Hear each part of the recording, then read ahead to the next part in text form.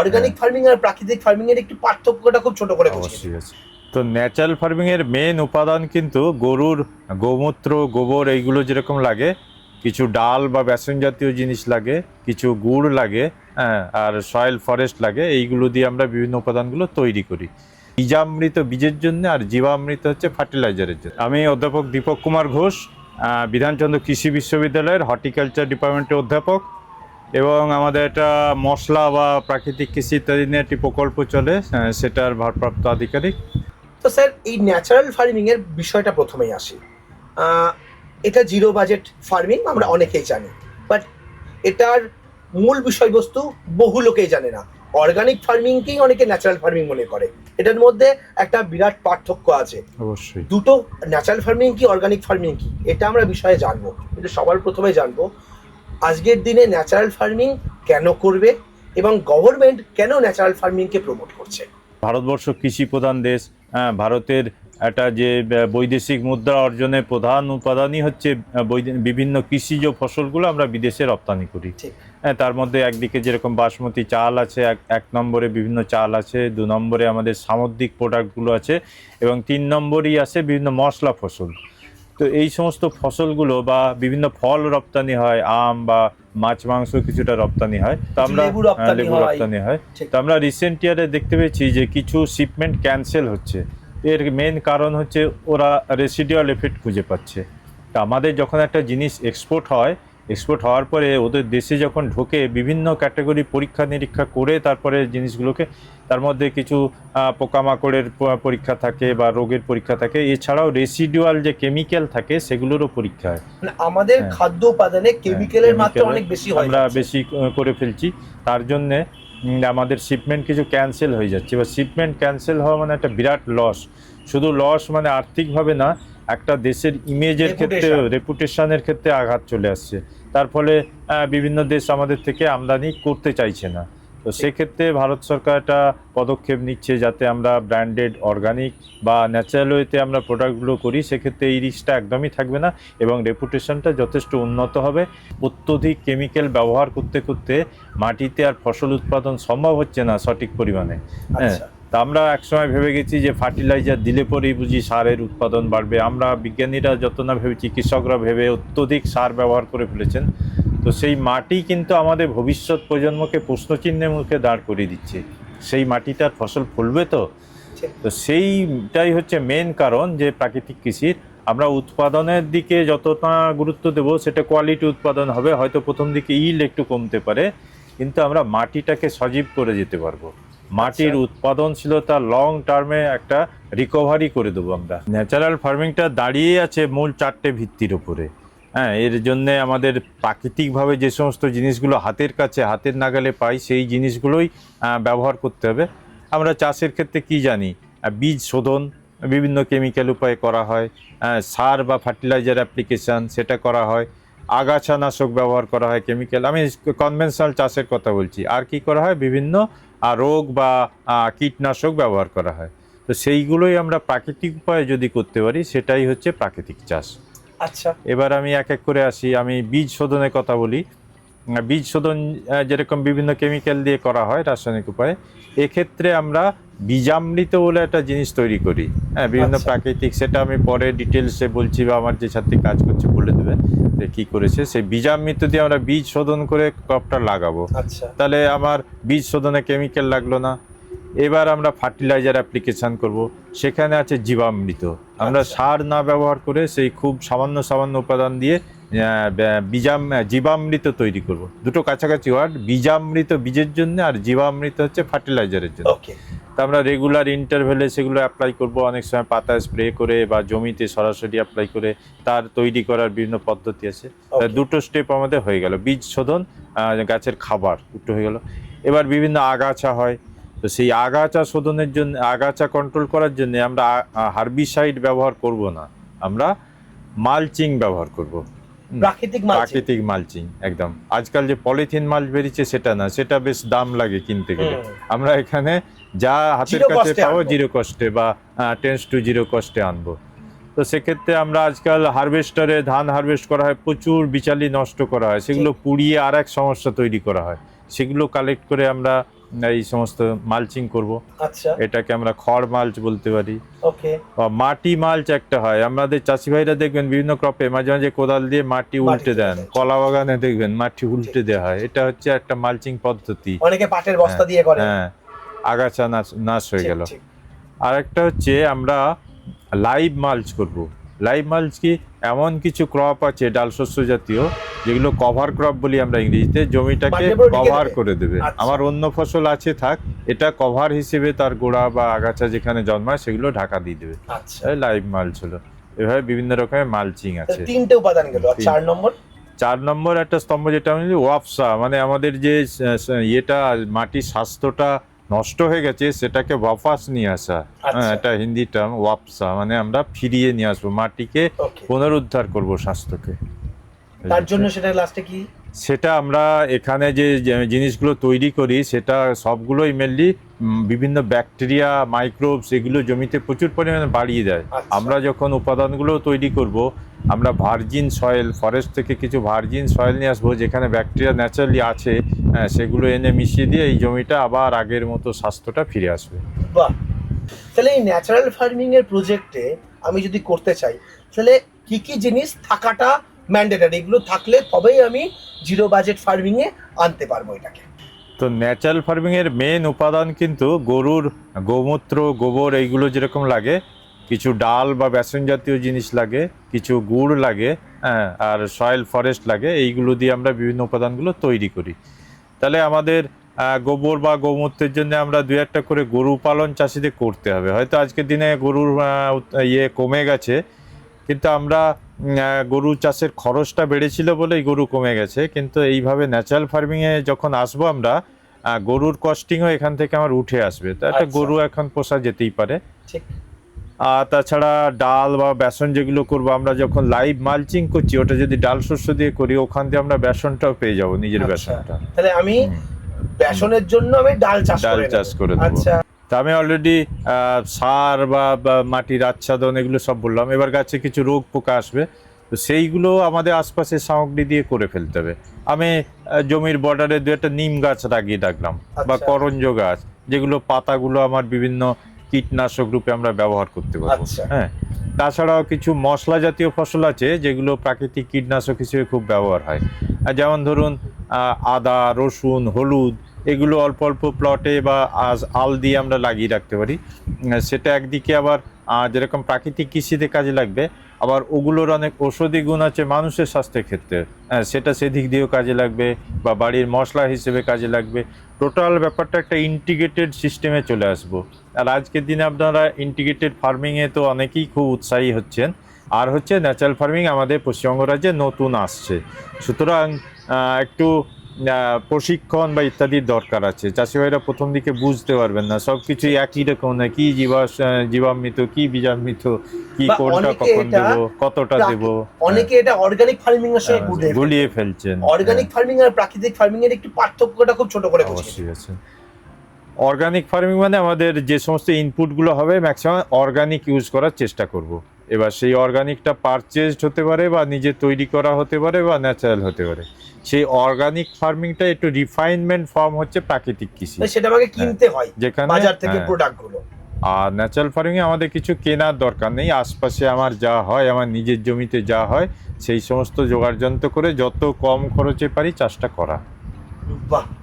তাহলে চাষের খরচ যদি কমে, আমরা নেট রিটার্ন কিভাবে পাই? বিক্রি করে যা পেলাম, খরচ করে যা পেলাম, দুটো মার্জিনাল হচ্ছে লাভটা। ঠিক। তাহলে আমার যদি বিয়োগ করছি সেটা যদি কমে, লাভটা অটোমেটিক বাড়বে। আমি প্রোডাক্ট ইনভেস্টমেন্ট মানে ক্রপের ইনভেস্টমেন্ট যদি কমাতে পারি, তাহলে আমার সেটা লাভ হিসাবে আরো যুক্ত হয়ে গেল। আলটিমেট দেখবো যে লাভের পরিমাণটা প্রায় একই হবে, এবং আস্তে আস্তে এটা বাড়বে যখন ন্যাচারাল ফার্মিং ওভারঅল কনভার্ট হয়ে যাবে। ওকে। তো স্যার আমরা সরাসরি ফিল্ডে এসেছি, ন্যাচারাল ফার্মিং যেখানে হচ্ছে। ওকে, এটাই আপনাদের প্লট? হ্যাঁ, আমাদের একটি পিএইচডি গবেষণা এখানে হচ্ছে, তার মধ্যে দুটো এক্সপেরিমেন্ট চলছে। আমরা দুটো হাই ভ্যালু ক্রপ নিয়েছি, এটা দেখতে পাচ্ছেন কালো হলুদ, আর ওখানে আছে অ্যারোমেটিক জিঞ্জার। আচ্ছা। তো দুটোই আমরা ন্যাচারাল ফার্মিংয়ে করছি অলরেডি। এখানে যে সমস্ত ইনপুট অ্যাপ্লাই করা হয়, বিশেষ করে মালচিং, জীবামৃত, বীজামৃত সবই ব্যবহার করা হয়েছে। সেই পদ্ধতিগুলো একটু ডিটেলসে এক্সপ্লেন করছে আমারই পিএইচডি ছাত্রী দেবলীনা দাস। তো আচ্ছা, নিজে হাতে নমস্কার। করেছে এবং এই ন্যাচারাল ফার্মিং এর যে এক্সপেরিমেন্টটা বিসিকেবিতে আমরা প্রথম করছি হর্টিকালচার কপে, এবং ভারত সরকার পশ্চিমবঙ্গ সরকারকে এই বছরই ন্যাচারাল ফার্মিংয়ে উৎসাহ দিচ্ছে। আমরা অলরেডি এটা আমাদের 2 বছর কাজ চলছে, মানে আমরা ওয়ান স্টেপ অ্যাহেডই কাজ করছি। আচ্ছা, 1 বছর আগে থেকে আপনারা এক অলরেডি বছর শুরু আগে করে থেকেই দিয়েছেন। শুরু করে দিয়েছি। ওকে, তাহলে স্যার মেন উপাদান আপনারা যেগুলো বলেন জীবামৃতম, জীবামৃতম, বীজামৃতম, জীবামৃতম। এই জিনিসগুলো তৈরির তো নিশ্চয়ই কিছু ফর্মুলা বা পদ্ধতি হবে, তো সেটা কি আমরা একটু জানতে পারি? আমি ডিটেলসে বলে দিতে বলছি। বিরাট কিছু না, কিছু গোমূত্র, যেটা আমি আলোচনা করছিলাম আগে, বেসন, গোমূত্র, গুড় ইত্যাদি কতদিন ভিজাতে হবে, মেশাতে হবে, আমার ছাত্রীকে একটু বলে দিতে বলছি, ও নিজে হাতে কাজ করেছে। আচ্ছা, বলো। আপনি আসুন না একটু আগে। হ্যাঁ। বীজামৃত তৈরি করার জন্য যদি আমরা 100 লিটার জল ধরি, তাহলে 100 লিটার জলে 10 কেজি র কাউডাং দরকার, যেটা 12 ঘন্টা আগে একটা কোনো নেটেড কাপড়ের মধ্যে হচ্ছে ওই র কাউডাংটাকে ভিজিয়ে রাখতে হবে জলের মধ্যে 12 ঘন্টার। আর 50 গ্রাম মতো মানে চুন গোবর লাগবে, ভিজিয়ে রাখতে হবে। হ্যাঁ। হ্যাঁ।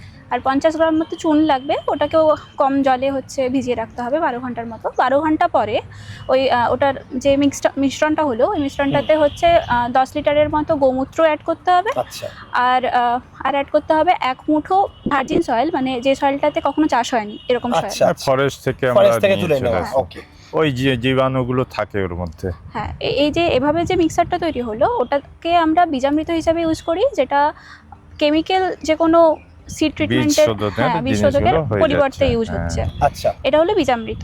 আর ক্রপে মানে ফসলে আমরা হচ্ছে জীবামৃত ইউজ করি, যেটা হচ্ছে কোনো ধরনের কেমিক্যাল সারের সাবস্টিটিউট হিসেবে ইউজ হয়। আচ্ছা, মানে ফসলের গ্রোথের জন্য যেটা আমরা ব্যবহার করি। হ্যাঁ, আমরা যে কেমিক্যাল ফার্টিলাইজার ঠিক, ব্যবহার ঠিক। করি, এখানে আমরা ন্যাচারাল জিনিস ব্যবহার করি। ব্যবহার ওকে। করছি। সেটা বানানোর পদ্ধতি কি? হ্যাঁ, জীবামৃততে আমরা ওই 100 লিটার যদি জল ধরি, আমরা 100 লিটার জলে সেম 12 ঘন্টা আগে হচ্ছে কোনো নেটেড কাপড়ে ওই কাউডাংটাকে ভিজিয়ে রাখতে হবে।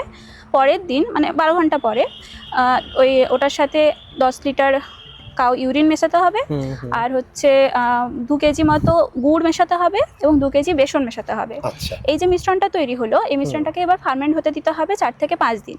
ওকে, এবার এই ফার্মেন্টের যে প্রসেসটা চলবে, এই প্রসেসটাতে প্রত্যেক দিন দিনে 2 বার বা 1 বার ভালোভাবে নাড়া দিতে হবে। আচ্ছা, তারপরে 5 দিন পরে হচ্ছে ওই মিশ্রণটা তৈরি হয়ে যাবে, যেটা হচ্ছে জীবামৃত তৈরি হবে। ওকে, এই জীবামৃতরই ঘন যে ভার্সনটা, ওই ভার্সনটাকে বলা হয় ঘন জীবামৃত। ঘন জীবামৃততে জলটা থাকে না, ওটা একটা শুকনো পাউডার ফর্মেও হয়, যেটা আমরা পাউডার ফর্মে হচ্ছে দিতে পারি। আর যেটা জীবামৃত, যেটা আমরা ইউজ করি, সেটা হচ্ছে আমরা জলের সাথে ডাইলুট করে 10% আমরা মানে জলের সাথে মিক্স করে দিতে পারি ইরিগেশনের সাথে, বা আচ্ছা। হচ্ছে আলাদাও দিতে পারি, কিন্তু ডাইলুট ফর্মে। ওকে, তো সেটা কিভাবে করবো স্যার ডাইলুটটা? ডাইলিউট হচ্ছে ইরিগেশনের জল ধরুন চ্যানেল দিয়ে যাচ্ছে, হ্যাঁ। জলের যে সোর্স সেখান দিয়ে আমরা ছেড়ে দিতে পারি। আর ঘন জীবামৃত আমরা জমিতে ডাইরেক্ট অ্যাপ্লাই করতে পারি, আর কিছু কিছু ক্ষেত্রে আমরা ফোলিয়া স্প্রে হিসেবে ব্যবহার করতে মানে পারি, গাছের উপরে স্প্রে গাছের হিসেবেও spray দিতে পারি। হিসেবেও দিতে Okay. পারি। এতে কি কি উপাদান বাড়বে? হ্যাঁ, পাতা বাড়া, হ্যাঁ। পাতার সঠিক খাবার আসা, গাছের ডেভেলপ করা, প্রোডাকশনটা বাড়বে, এই জিনিসগুলো কাজে লাগবে। তো আমরা ফার্টিলাইজার হিসেবে বা গাছের খাবার হিসেবে কি দিই? এনপিকে 3টে হচ্ছে মেন খাবার গাছে। ঠিক। হ্যাঁ, এবার এনপিকে তাহলে আমাদের ফরেস্টে কি এনপিকে নেই? এত বড় গাছটা হলো কি করে? ঠিক। মাটিতে আমাদের গাছের খাবারের সব জিনিস ন্যাচারালি থাকে, মানে নাইট্রোজেন, পটাশ, ফসফেট ফসফেট, এই হ্যাঁ। তিনটেই আমি জীবামৃতমের মধ্যে পেয়ে যাব। পেয়ে যাব বা ওতে যে জীবাণুগুলো আছে মাটি থেকে, ওগুলোকে গাছকে নিতে সাহায্য করবে। মাটিতে আচ্ছা, সবই আচ্ছা, থাকে। আচ্ছা। হ্যাঁ, সেইগুলো রিলিজ করার জন্য nitrogen releasing bacteria, phosphate releasing bacteria, potash releasing bacteria, এরা সব মাটিতে বেড়ে যায়, ওগুলো অ্যাভেলেবেল হয়ে যায়, এবং ওর মধ্যেও নিজস্ব কিছু এনপিকে থাকে যেগুলো গাছে সরাসরি কাজে লাগে। কিছু ভিটামিন জাতীয় বা এনজাইম জাতীয় জিনিসও তৈরি হতে পারে। এখন আমরা ডিটেলস গবেষণা চলছে, তাই উপকার একটা আছেই। গাছের ক্ষেত্রে এখন দেখবেন হিউমিক অ্যাসিডের খুব ব্যবহার হচ্ছে, ঠিক, ওটা ঠিক, একটা ঠিক। বিভিন্ন বায়ো ফার্টিলাইজার ব্যবহার হচ্ছে যাতে জীবাণু থাকে। তো সেই কম্পোনেন্টগুলো এখানে আমরা খুব কম খরচে তৈরি করছি। আর আচ্ছা। ওটা একটা এখন ওটাও একটা প্রায় Business industry বিজনেস হয়ে গেছে। ইন্ডাস্ট্রি হয়ে গেছে। ঠিক। তো আমাদের চাষি ভাইরা যাতে বিজনেস ইন্ডাস্ট্রি কবলে না পড়ে ওই জিনিসই নিজেরা তৈরি করতে হবে, সেটাই প্রাকৃতিক কৃষি। এরপরে স্যার আর হ্যাঁ। কি কি প্রয়োজন এখানে ন্যাচারাল ফার্মিং আর একটা মেন উপাদান হচ্ছে উইড কন্ট্রোল করতে হবে। আমাদের ডিজায়ার্ড ক্রপ পেতে গেলে আনডিজায়ার্ডগুলোকে সাপ্রেস করতে হবে, যেটা চাষি ভাইরা বিভিন্ন হার্বিসাইড ব্যবহার করে। ঠিক। তা হার্বিসাইড ব্যবহার করলে তার রেসিডুয়াল এফেক্টে জমির স্বাস্থ্য খারাপ হয়ে যায়। তো আমরা এক্ষেত্রে প্রাকৃতিক বিভিন্ন যে আচ্ছাদন উপাদান সেগুলো ব্যবহার করব। এই ক্ষেত্রে আমরা খড় ব্যবহার করেছি বা বিচালি। আজকের দিনে যখন প্যাডি হারভেস্ট হচ্ছে, ধান তোলা হচ্ছে, বেশিরভাগই মেশিনে তোলা হচ্ছে, তাতে প্রচুর বিচালি এরকম পাওয়া যায়। সেটা একটা মানে সমস্যা, কেউ যদি কারো জমি থেকে উঠিয়ে নিয়ে আসে সে উপকৃত হবে। হ্যাঁ, একদম। তো সেটা কিন্তু আমাদের চাষের একটা মূল্যবান উপাদান হয়ে দাঁড়াচ্ছে। আমরা একটা জিনিস স্যার পার্থক্য দেখবো, যেখানে বিলচুলি ছড়ানো হয়নি সেখানে ঘাস বেশি, ঘাস বেশি, যেখানে দেওয়া হয়েছে সেখানে ঘাসের সেখানে পরিমাণ অনেক ঘাস কম। কম। তো এই কতটা আমরা আচ্ছাদন দেব সেটারও পরিমাপ আছে, এবং বারে বারে দিতে হবে, 2-3 বার দিতে হবে, কারণ এটা তো কেমিক্যালের মতো অত কাজ করবে না, ন্যাচারালি কাজ করবে। এখানে আমরা প্রথমবার দিয়েছিলাম, কিছু ঘাস এসছে, আবার একবার দেব। ক্রপটা যখন ফুল গ্রো হয়ে যাবে তখন একদমই উইড থাকবে না। হ্যাঁ, আচ্ছা, কতটা কি ঘাস বা কি উপাদান দিতে হবে আচ্ছাদনের জন্য বা বিচালি, সেটা আমার ছাত্রী বলছে। যখন আমরা বীজটা লাগিয়ে দিই প্রথমবারের জন্য 1.5 থেকে 2 কেজি যদি আমরা একটা 2 মিটার স্কোয়ার প্লটে দিই তাহলে সাফিসিয়েন্ট ওটা। এরপরে 45 দিন পরে, 90 দিন পরে আবার আমরা আচ্ছাদন হিসেবে খড় বা বিচালি ব্যবহার করতে পারি। তখন আমরা অ্যামাউন্টটা কমাতে পারি। 2 মিটার স্কোয়ারে আমি প্রথমবারে যেটা 1.5 থেকে 2 কেজি দিয়েছি সেটা 1 কেজি বা তার কমেও আমরা করতে পারি। মানে গাছে যত বড় হবে তত আমার খড়ের পরিমাণ কম লাগবে। এবং আমরা যেরকম রাসায়নিক চাপান সার দিয়ে থাকি, এক্ষেত্রে আমরা যে জীবামৃত বললাম সেটা মাঝে মাঝে দিতে হবে। আচ্ছা, সেটা কতদিন পরে পরে তুমি এখানে দিয়েছো একটু বলো। আমি আমার প্রত্যেকটা আলাদা আলাদা প্লটের আলাদা ট্রিটমেন্ট আছে। তো সব আমি ট্রিটমেন্ট ডিটেলসে বলতে না, মোটামুটি কবে কতদিন পরে পরে দিলে হবে কিছু মোটামুটি? কিছু প্লট আছে হ্যাঁ। যেগুলো আমি প্রতি মাসে দিচ্ছি, কিছু কিছু প্লট আছে যেগুলো আমি 15 দিন অন্তর দিচ্ছি। তো ওটা হচ্ছে আমার রিসার্চের শেষে জানা যাবে যে হচ্ছে কোনটায় আমি বেশি উপকৃত হচ্ছি। ওটার Okay. ডিটেলস প্রকাশ্য নয়, আমরা গবেষণা করছি। তবে চাপান সার দেওয়ার মতো বিভিন্ন ট্রিটমেন্ট দেয়া হচ্ছে, এবং এইগুলোই আরও রিফাইনমেন্ট করে আমরা 2-1 বছরের মধ্যে সম্পূর্ণ রেজাল্ট আমরা দিতে পারবো, এবং এই রেজাল্ট দেওয়ার ক্ষেত্রে আমরাই অগ্রণী ভূমিকা নেব। ওকে স্যার, আরো কিছু যেমন জিনিস থাকে, যেমন অনেক ক্ষেত্রে স্প্রে করতে হয় বহু কিছু, আর কি কি ন্যাচারাল ফার্মিং এর প্রয়োজন? ন্যাচারাল ফার্মিংয়ে একটা জিনিস ধরে ধরে আমি বলেছি অলরেডি, বীজ শোধন করব, সারের ব্যবস্থা করব, উইড কন্ট্রোল করব, আর একটা জিনিস বাকি থেকে গেল, রোগ পোকা কন্ট্রোল করতে হবে। তো রোগ পোকা কন্ট্রোল আমাদের ন্যাচারাল জিনিস দিয়ে করতে হবে। অর্গানিক ফার্মিংয়ে দেখবেন আজকাল কথায় কথায় নিম তেল আর নিম সারে, নিম খোলের কথা বলা হয়, তো সেটাও একটা ভালো দাম লাগে কিনতে গেলে। তো চাষি ভাইদের সেই খরচটাও করতে হবে না। আশপাশে কিছু নিম গাছ থাকতে পারে, বা নিজের জমির আলে 2-4টে নিম গাছ লাগিয়ে রাখুন। সেই নিম পাতা পেড়ে নিয়ে এসে গরম জলে ফুটিয়ে নিয়ে সেটা ছেঁকে নিয়ে গাছে সরাসরি ঠান্ডা হওয়ার পরে পরের দিন স্প্রে করবেন, তাতেই কাজ হয়ে যাবে? তাতেই কাজ হবে। ওইভাবেই তো এক্সট্রাকশনটা হয়, তাতে পোকামাকড় চলে যাবে? পোকামাকড় চলে যাবে। আচ্ছা, আর হচ্ছে কিছু মাইট লাগে, তো মাইট আমরা দেখেছি কেমিক্যাল দিলে সালফার জাতীয় ওষুধ দিতে হয়। তো আমাদের রসুন বা পেঁয়াজ এইগুলোতে সালফার খুব বেশি থাকে, তো সেগুলো থেতো করে জলে গুলে ছেঁকে নিয়ে যদি আমরা স্প্রে করি মাইট কন্ট্রোল হয়ে যাবে। লঙ্কার মাইট হোক বা অন্যান্য যে ফসলগুলো মাইট হয় সেগুলো কমে যাবে। আচ্ছা, অনেক ক্ষেত্রে গোচনা সেটাও স্প্রে করে গাছের মধ্যে দেওয়া হয়। অ্যান্টিব্যাকটেরিয়াল প্রপার্টিজ আছে গোচনার ক্ষেত্রে, গোমূত্রের ক্ষেত্রে, সেগুলো স্প্রে করে কিছু রেজাল্ট পাওয়া গেছে। তো অলরেডি না ভারতবর্ষের বিভিন্ন রাজ্যে প্রাকৃতিক কৃষি নিয়ে অনেক দিন ধরে কাজ হচ্ছে। ইভেন প্রাকৃতিক কৃষি একটা বিশ্ববিদ্যালয় তৈরি হয়ে গেছে। রাজস্থান, গুজরাট, উত্তরপ্রদেশ, এই সমস্ত জায়গায় প্রাকৃতিক কৃষিতে অনেকটা এগিয়ে গেছে। আচ্ছা, আমাদের পশ্চিমবঙ্গে লেটে শুরু হচ্ছে, আমরা আস্তে আস্তে অভ্যস্ত হয়ে যাব। এবং প্রথম দিকে একটু ট্রেনিং এর দরকার আছে। চাষি ভাইরা এটা একটা নতুন পদ্ধতি, চাষিদের শেখার প্রয়োজন আছে। এই প্রাকৃতিক কৃষি সম্পর্কে শিখতে হলে আমরা এই ন্যাচারাল ফার্মিং এর উপরে একটি কোর্স লঞ্চ করেছি। আমাদের সেটা সামনের মাসে চালু হবে। আপনারা যদি মনে করেন ন্যাচারাল ফার্মিং নিয়ে শিখতে চান, আপনারা আমাদের সঙ্গে যোগাযোগ করতে পারেন। এইখানে বহু এক্সপার্ট এবং প্রফেসররা এখানে এসে শেখাবেন ন্যাচারাল ফার্মিং কিভাবে করতে হয়। তো আজকের ভিডিওটা কেমন লাগলো অবশ্যই আমাদের কমেন্ট করে জানাবেন। আর যারা কোর্স করতে চান, ট্রেনিং করতে চান, তারা স্ক্রিনে দেওয়া নাম্বারে ফোন করবেন। আজকের ভিডিও এখানেই শেষ করছি। পরবর্তী ভিডিওতে নতুন টপিক নিয়ে ফিরে আসবো। ততক্ষণ ভালো থাকবেন, সুস্থ থাকবেন। বাই।